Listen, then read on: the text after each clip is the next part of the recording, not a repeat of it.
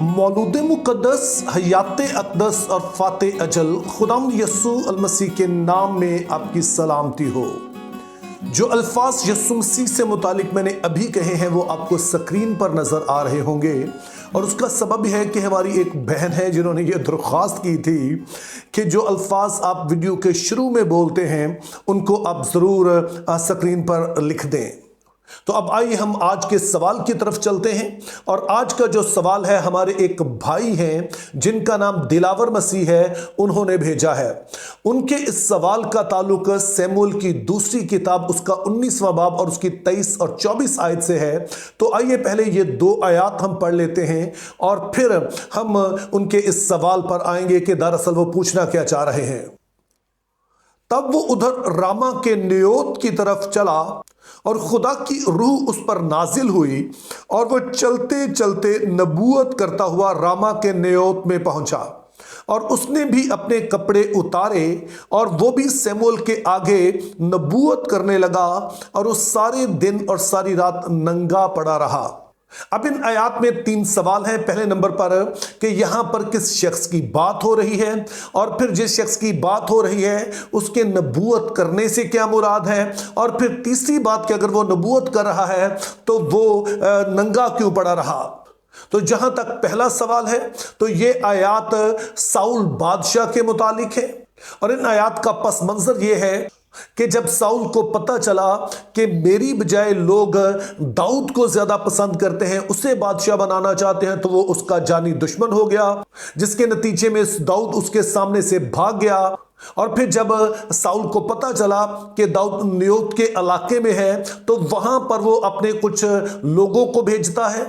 और जब ये लोग दाऊद को पकड़ने के लिए उस जगह पहुंचते हैं तो वहां पर पता चलता है कि शमूएल नबी वहां मौजूद है और उसके साथी जो हैं वहां पर सारे नबूवत कर रहे हैं। तो साउल के ये कासद भी नबूवत करने लगते हैं। दूसरी टोली वो भेजता है, उसके साथ भी यही होता है। तीसरी टोली भेजता है, उसके साथ भी यही होता है। और आखिरकार वो खुद इस बात का फैसला करता है कि मैं खुद ही चला जाता हूं। लेकिन जब वो भी यहां पर आता है तो लिखा है कि वो भी शमूएल के सामने नबूवत करने लगा। तो फिर हमारा दूसरा सवाल बनता है कि नबूवत करने से क्या मुराद है। तो इस हवाले से आपने पहली चीज याद रखनी है कि अहदे अतीक में नबूवत के लिए जो लफ्ज इस्तेमाल हुआ है यानी इब्रानी जुबान में वो है नाबा,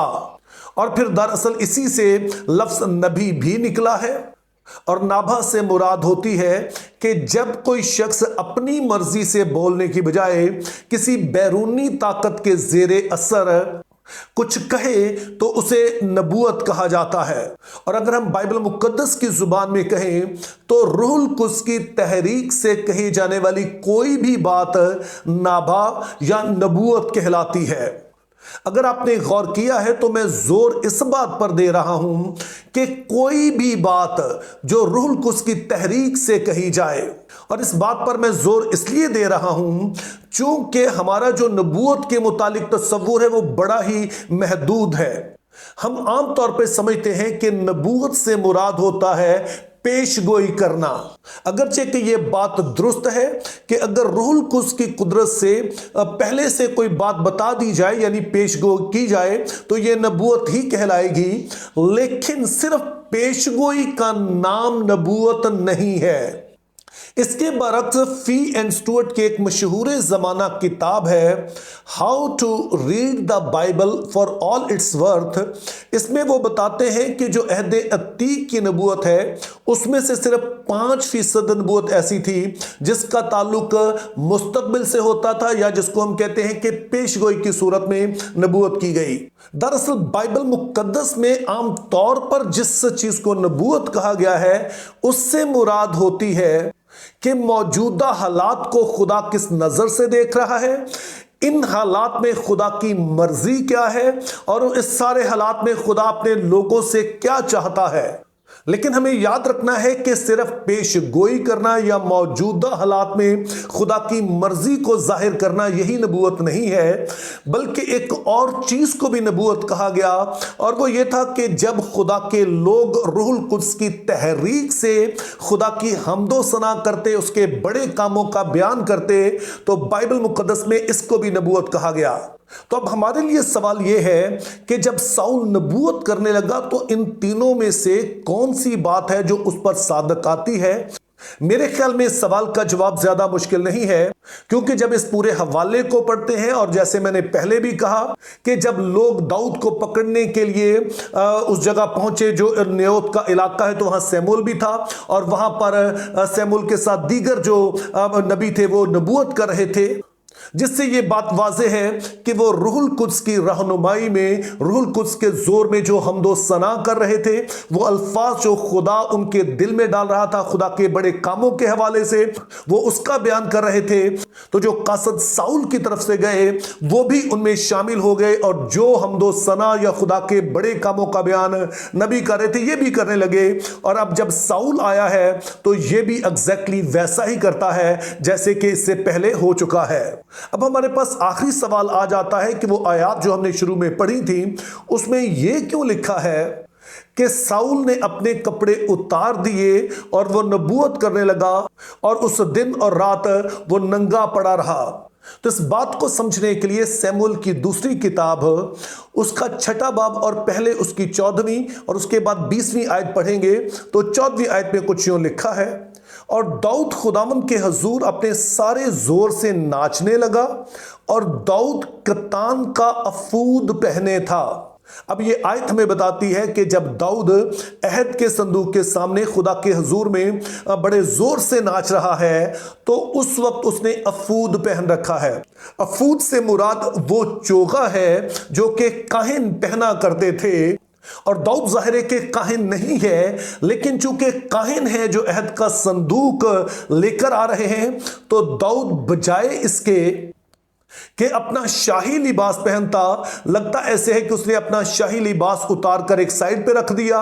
और उसकी बजाय जो काहिनों ने लिबास पहन रखा था, वो जो खिदमत के लिए पहनते थे, चूंकि अहद के संदूक को ले आ रहे हैं, तो उसी तरह का चोगा वो भी पहन लेता है। और इसके पीछे बज़ाहिर वजह यह नजर आती है कि दाऊद यहां पर अपने आप को बादशाह के तौर पर पेश करने की बजाय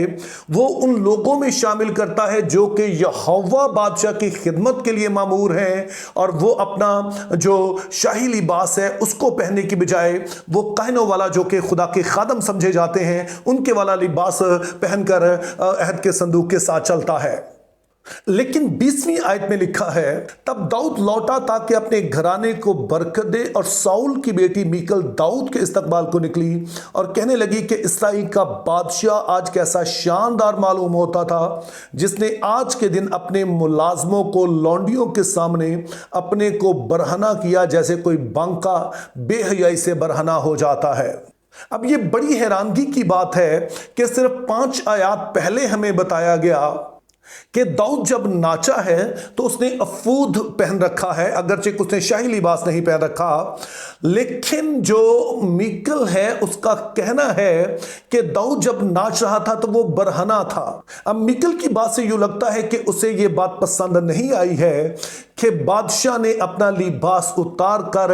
काहिनों वाला जो एक काम चोगा है उसे पहना है, और उसके नाचने के दौरान जाहिर उसे लिबास का शायद ख्याल ना रहा हो, लेकिन इसका ये मतलब नहीं बनता है कि उसने अपना लिबास उतार कर फेंक दिया। लेकिन इसके बावजूद मीकल उसे कहते हैं कि वो बरहना हो गया। अब दाऊद की मिसाल से हम साउल का मामला समझ सकते हैं। हुआ कुछ यूं कि जब साउल दाऊद को पकड़ने के लिए न्योत के इलाके में जाता है और खुदा का रूह उस पर जोर से नाजिल होता है, तो वो अपना शाही लिबास उतार कर एक साइड पे रख देता है, और उस शाही लिबास के नीचे जाहिर है कि सिर्फ एक सादा चोगा जो होता था, जो हाफ बाजू वाला, जो टखनों तक जाता था, वो उसने पहन रखा है, और फिर इसी हालत में वो लेटा रहा। लेकिन उस जमाने के लिहाज से इसको भी बरहनगी या नंगा होना कहा गया है। तो आज की वीडियो से हम एक बुनियादी चीज ये सीखते हैं कि जिस तरह से अल्फाज को हम आज सुनते हैं तो हम आज के मानों में ही उस सभी कुछ को लेते हैं। इसीलिए लाजम होता है कि हम बाइबल के जिस जमाने में ये सारे वाकयात हुए हैं उसके बैकग्राउंड को, जमाने में जो रस्म रवाज था, जिस तरह से लोग उस वक्त चीजों को देखते थे, उसी तरह से हम देखें, क्योंकि जब हम ऐसा करेंगे तो बहुत सारी हमारी कंफ्यूजन जो है वो दूर हो जाएंगी। और फिर दूसरी बहुत ही अहम बात आज की वीडियो से हम ये सीखते हैं कि बाइबल मुकद्दस में नबूवत सिर्फ पेशगोई का नाम नहीं है या खुदा की जो मर्जी मौजूदा हालात में उसको जानने का नाम नहीं है, बल्कि खुदा की रूह की तहरीक से खुदा के बड़े कामों का बयान करना, बाइबल मुकद्दस में इसको भी नबूवत कहा गया है। और साउल जो है वो इसी तरह की नबूवत करता हुआ हमें दिखाई देता है। तो मेरी दुआ है कि खुदा हमें फजल दे कि हम बाइबल मुकद्दस को उसके बैकग्राउंड में और जिस जमाने में वो लिखी गई उसके रस्म और रिवाज के मुताबिक समझ सकें, ताकि किसी तरह की गलत तालीम से बच सकें। Think biblically, live purposefully, have a very good day.